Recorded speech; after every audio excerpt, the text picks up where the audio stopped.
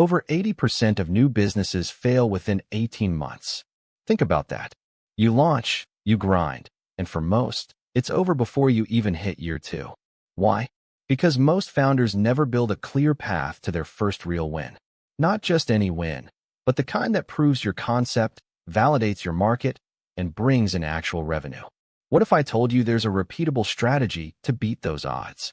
To not just survive, but to hit that crucial first milestone that sets you up for long-term growth.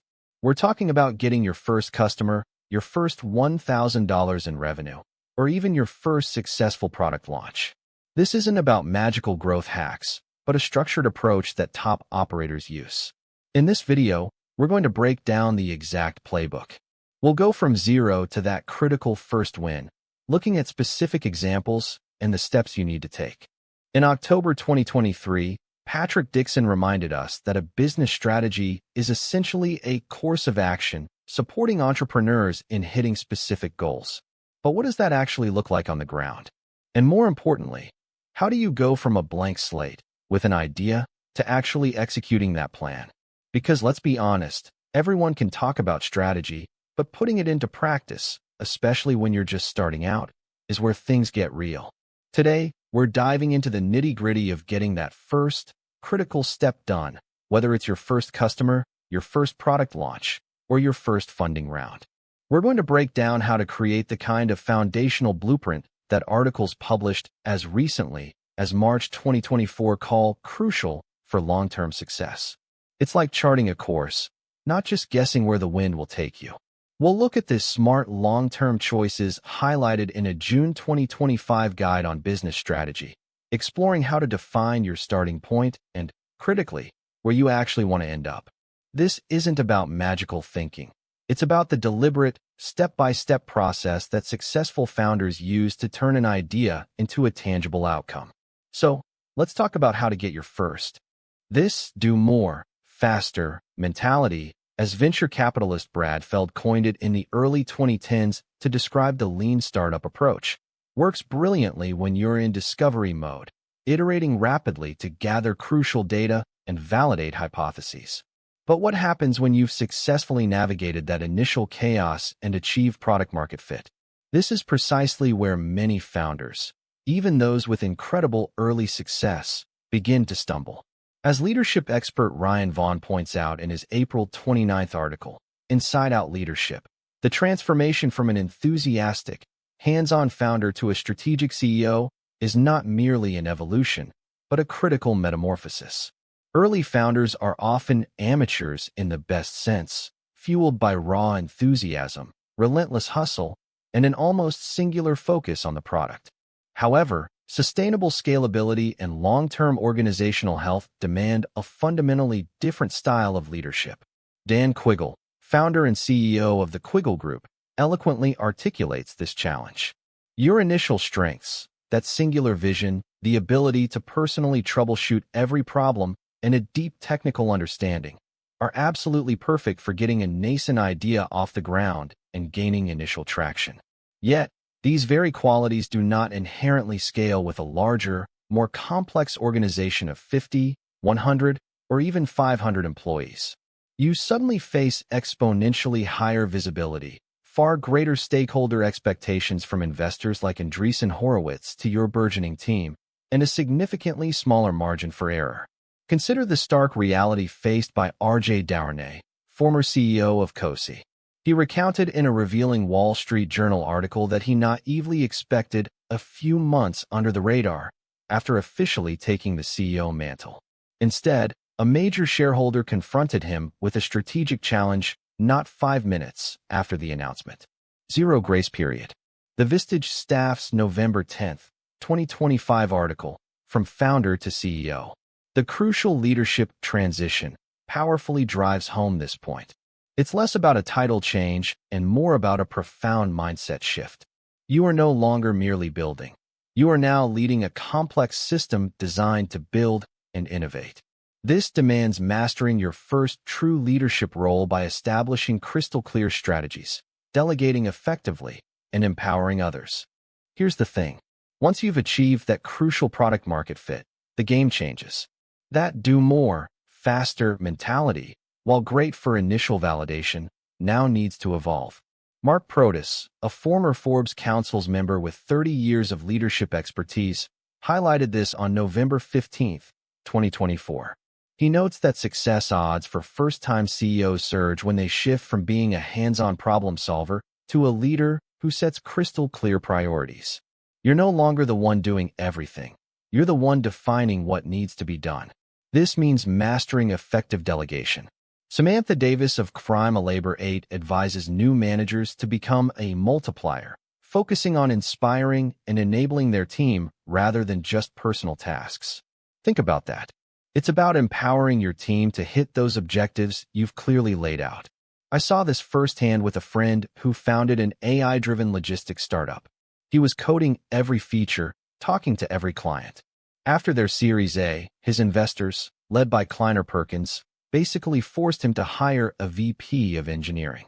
It was painful for him to let go, but within 6 months, the team's output nearly doubled because he could finally focus on strategy and investor relations. Building strong relationships with your board is also paramount, especially when your company starts getting high visibility. Your board isn't just there for governance. They're a source of strategic alignment and critical support. You need to leverage that. And finally, for your own sanity and sustained performance, establishing healthy boundaries and creating external support systems are non-negotiable. This role is demanding, and without those guardrails, burnout is a real threat. What this teaches us is that the journey from founder to effective CEO is less about skill acquisition and more about a fundamental mindset shift, one that redefines your role and responsibility. This is where leveraging external guidance becomes not just beneficial, but critical. As Bo H., content manager at Schwab, outlined, mentorship offers invaluable guidance, providing real-world insights from seasoned CEOs that can save new leaders years of trial and error. Think of it as a cheat sheet for the toughest leadership challenges. On top of mentorship, executive coaching can significantly accelerate leadership growth. I recently worked with a first-time CEO client who was preparing for a major acquisition. Through our coaching, he was able to identify 3 absolutely crucial company focuses that would drive the deal forward, giving him a concrete action plan. This isn't just theory. It's about practical application that expands thinking and helps navigate complex, high-stakes scenarios. These external resources truly help new leaders shake things up effectively. Liza Stokes's research, for instance, emphasizes how crucial it is to professionalize structures and build accountability without alienating existing culture. It's a delicate balance, and experienced outside perspectives can offer the blueprint for achieving it. Sarvanaz Sarabapur from Johns Hopkins University, writing in the Febs J. on April 5, 2021, highlighted mentorship as a dynamic interaction that supports a mentee's learning, development, and progress. This isn't just about getting advice. It's about a sustained relationship that acts as a guiding beacon for critical career choices. Ultimately, these strategic relationships are how you move from just reacting to challenges to proactively shaping your company's future. Which brings us to the actual blueprint itself, the foundational mindset. In a study published on September 1st, a staggering 70% of businesses fail due to a lack of strategic planning. This isn't just about having a vague idea. It's about crafting a foundational blueprint for long-term success, as emphasized in How to Build a Winning Business Strategy. 5 Steps, from March 15, 2024. Think of strategy not as a static document, but as a living set of smart long-term choices that clarify where a company stands and where it aims to go. This definition, from What is Business Strategy? A Clear Guide for Future Business Leaders, published June 23, 2025, underscores the forward-looking nature of true strategic thought.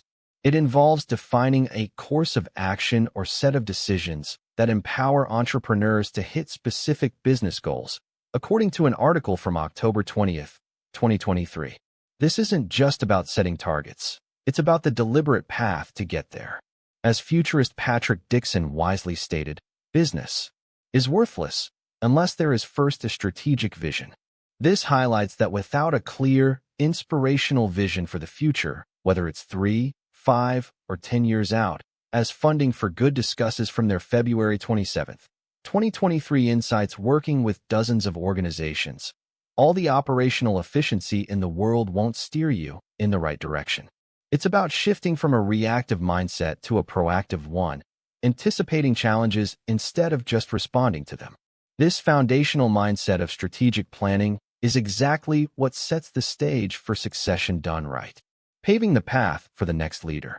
In their 2026 report, Cornerstone editors underscored that effective leadership transitions necessitate a meticulously strategic approach, far beyond a mere replacement. This complexity amplifies dramatically when navigating the unique landscape of founder-led companies.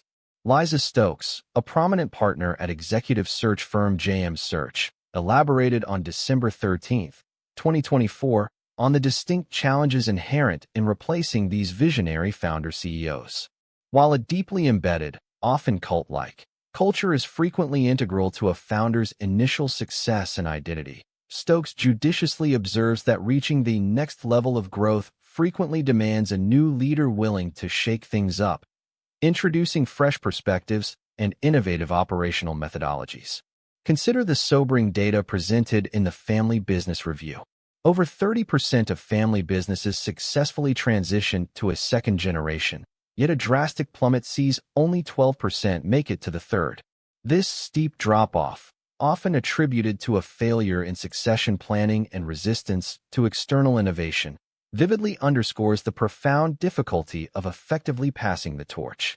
Getting succession right the first time mitigates that high visibility and smaller margin for error, ensuring not just continuity, but sustained organizational success. It's about professionalizing governance structures, building clear lines of accountability, and rigorously assessing both internal and external talent to ensure the optimal fit for future strategic growth. Mark G. Metzler, CPA, CGMA, and Director of Audit and Accounting at Gross Mendelsohn and Associates, powerfully emphasized this in his March 19, 2024 article, defining succession planning as a critical, proactive, multi-stage strategy, much like a grandmaster's multi-move foresight in a chess match. It's not simply about finding a new face for the C-suite, but strengthening the entire talent pipeline from mid-level managers upwards.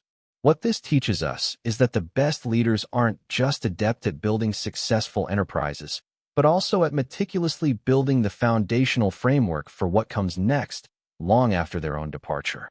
What we've really been talking about here is not just getting your first leadership role, but fundamentally transforming into the leader a growing company actually needs. It's about recognizing that the skills that make a great founder are distinct from those required to scale as a CEO. You have to actively shed the hands-on problem-solver mindset and embrace strategic orchestration, leveraging external wisdom through mentorship and coaching, and building that robust strategic blueprint, not just a vague plan. It's a proactive, deliberate evolution, not just a title change. Have you ever experienced that pivot from a founder's mindset to a strategic leader's role? What was your biggest challenge, and what really helped you make that shift? Drop your story in the comments below. If dissecting these deep operational shifts and growth strategies resonates with you, make sure to subscribe. You'll get more breakdowns on how real businesses and real operators win. And if you're trying to understand the nuances of building resilient teams, my deep dive into succession planning and why it's more than just replacing a person is exactly the next thing you should watch.